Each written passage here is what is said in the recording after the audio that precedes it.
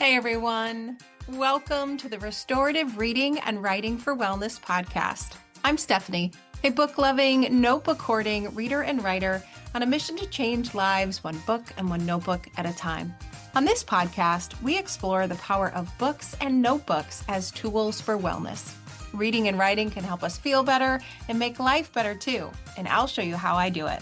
You'll find episodes exploring the research behind reading and writing for wellness, practical strategies to embrace your own restorative reading and writing, and you'll meet authors and special guests who help us take inspired actions in our own daily practices too. So grab a notebook and your TBR list and let's dive into today's episode. Hey everyone, welcome back to another episode of Restorative Reading and Writing for Wellness. I'm Stephanie Affinito, and I'm here with another episode on how reading and writing can make life better. Now, there is one thing, actually, there are a lot of things, but one thing that I really love about the book world is how almost every reader I have ever met truly believes that whatever current calendar season we are in is actually the best reading season, right? So think about summer reading. We all get so excited about summer reading. We're outside, we're reading lighter books. We've got Emily Henry and some rom-coms. Summer reading is the best. But then we move into the fall, and now fall reading is the best because there are fall reading vibes, and the weather's getting cooler, and we're getting out the pumpkin spice and sipping it along with the books that we are reading.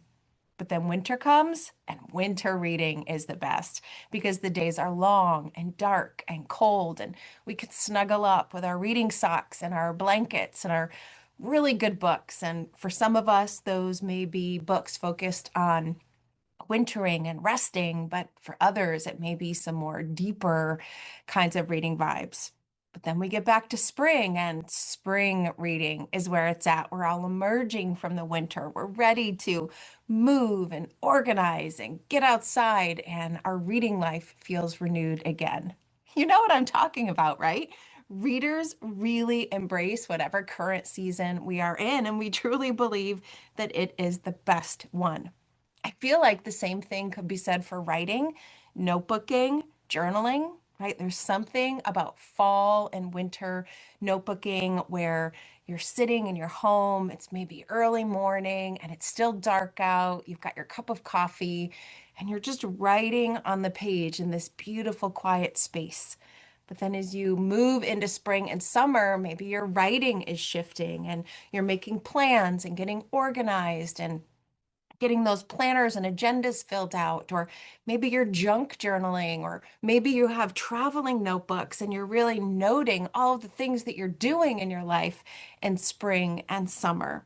There's just something about seasonal vibes for reading and writing that feel really good. And that's what we're going to talk about today, specific to the current season that we are in. So if you're listening to this episode when it releases in real time, then we are in the midst of the winter season, which, yes, is one of my favorites. I'd have to say that fall and winter are my favorite reading seasons because I tend to read more there. I am inside more. I'm hunkering down more. I'm going to bed earlier and getting up earlier, and it's just perfect prime time for reading and notebooking. So I want to talk about today how you can try three different things to winterize your reading and writing life for wellness, right? So this idea of winterize or winterizing didn't originate in the reading and writing world, right? The things that come to mind are to winterize your home, right? Or to winterize your car. You're putting the snow tires on. You're putting that special deicer in the windshield wiper fluid because it's colder. Things happen. You are sealing up the windows of your home. I remember always putting the plastic on the windows with the hair dryer to make sure your home stayed as warm and cozy as it was. Maybe you're replacing those weather strips that are in your door frames. We have to do that often because our dog will always scratch them when he wants to come in. Maybe you're putting out the little, what are those tube things that you put in front of your door at the bottom and the door drafter stopper. I don't know. You get my idea, right? We winterize our life to protect it from the cold, protect it from the elements. And I'm here to say that we can winterize our reading and writing life, not to just feel better in the winter, but to actually make us healthier, to actually bring more wellness to our actual lives through the reading and writing we do by winterizing it. Okay, so let's dive in. The first thing I want to talk about, and I'm going to talk about it and the science behind why it matters for all three of these things. But the first way that you can winterize your reading and writing life is to warm it up. Warm it up. And I mean tangibly warm it up. So maybe you are, excuse me, grabbing your cup of coffee or grabbing your cup of tea and you're literally taking a sip of something warm. Maybe you're getting a cozier blanket and adding that to your reading chair or your reading couch. Maybe you're putting on the fuzzy slippers or you are putting on some cozier reading socks. Maybe you're warming up the lighting. Maybe you're taking the cool light bulbs out of their sockets and putting in some warmer light bulbs. Maybe you're adding a pillow to your space to kind of warm it up. Or maybe you're lighting a candle, or you're even diffusing some essential oils that have that warming quality. You even could just warm your hands together in that old-fashioned friction way, right? Where you just rub your hands back and forth and get them warm, right? There are so many ways that we could actually warm our bodies and our spaces while we are reading and writing. And that idea of warmth, it supports regulation, it supports our focus, not too warm, of course, and it does promote this feeling of safety. So when we think about the science behind it, all of those different details that we could pay attention to and get warmer send a signal to our nervous system that it's okay. We can relax. There's no stress here. We're warming up and relaxing. We feel safe and let's just settle in. If we borrow from Ayurveda, right, this is the time to focus on warmth and nourishment and grounding. We want to balance all this dry, cold vata energy that seems to dominate in the winter, and we want to counterbalance it with more warmth, right? So Ayurveda says this is the time to eat cooked, hearty foods, to use warming spaces, to even kind of warm up some oil and give yourself a massage, to focus on rest in a nice, cozy, warm place. Counteracting the cold, dry elements outside with a little bit of cozy warmth inside does so much for our nervous systems and the physical ways that we feel in our body. And just paying attention to how we can get a little bit warmer when we read and when we notebook or when we write can elevate that reading experience and take it to a practice of wellness and a practice of self-care. So my favorite warming devices are coffee, of course. I'm always drinking coffee, although I am attempting to be more of a tea drinker. It just hasn't worked yet. I love putting a cozy blanket on whenever I'm reading and writing, even if that is me sitting at the kitchen table. And winter always brings out the fuzzy slippers. If my feet are cold, I'm miserable. And so those are my top three warming ideas. Although lighting a candle, even though it might not provide a lot of warmth, I feel like it sends the signal of warmth. And so I do tend to light a candle before reading or writing in the morning as well. So that is the first way that we can winterize our reading and writing life for wellness. We can get warmer. Now, the second way is to create a reading and writing nest. Yes, I said nest. I didn't say nook. I didn't say space. I didn't say area. I said nest. And I said that intentionally because, when you think of what a nest is, it's small, it's cozy, it's very intentional. You only do one thing, right? And that if we think of a bird's nest, which is to just get cozy and raise a family, right? And these nesting spaces just send this signal, this little boundary that this is a space for me. This is a nest for me to just relax into and snuggle into. And there's a lot of science behind this. I did not realize that there is a whole area of psychology called environmental psychology. I mean, I knew about feng shui, but I didn't know about environmental psychology. And this is the psychology behind what our environment looks and feels like and how that contributes to our mental health. So in the winter, if we are going to winterize our reading and writing space, our reading and writing nest, then we want to focus on comfort. We want to focus on things that are going to help us focus and remove distractions and things that are going to help support our well-being. So our nest needs to feel safe. Our nest ideally has some sort of sensory engagement. I've talked about that in the podcast before, how focusing on our senses just elevates any experience. And so I've already talked about warming your reading and writing life. That is one aspect of the sensory experience. But you can also focus on textures that feel really good to you. Think those fuzzy socks and those warm slippers. Pay attention to how the blanket feels, the fabric of the chair that you're sitting on. Maybe you don't read or write at the kitchen table in the winter and you go to that really comfy chair or couch that you have in your living room.